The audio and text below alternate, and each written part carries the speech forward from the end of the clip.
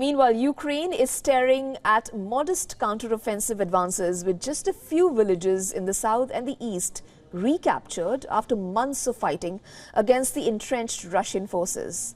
Russian President Vladimir Putin has vowed victory and said during a meeting with defense officials on Tuesday that society had rallied behind the war effort.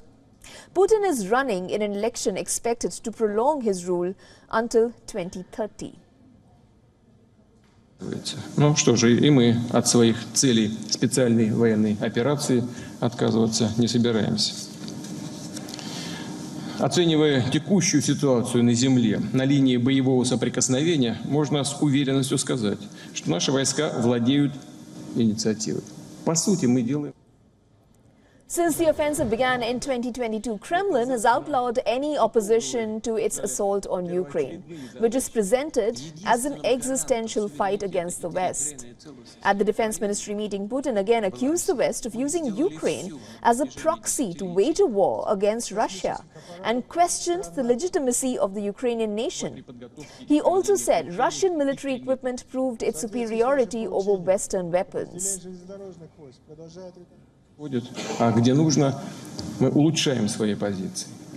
Противник несет тяжелые потери и в значительной степени растратил резервы, пытаясь показать своим реальным хозяевам хоть какой-то результат своего распиаренного так называемого контрнаступления.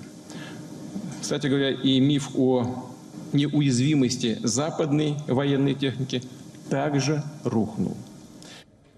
Now, the front line has hardly moved since the Russian retreat from Kherson in 2022, but Moscow's troops are on the offensive again. Vladimir Zelensky said on Tuesday that there was no end in sight to Russia's invasion of Ukraine, as fatigue builds among Kyiv's allies nearly 2 years into the war. Zelensky said he had turned down a request from the military for now to mobilize as many as 500,000 Ukrainians for the army.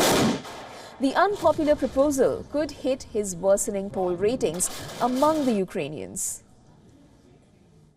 І їх погляд був на ставці, що вони запропонували мобілізувати додаткових 450-500 тисяч людей.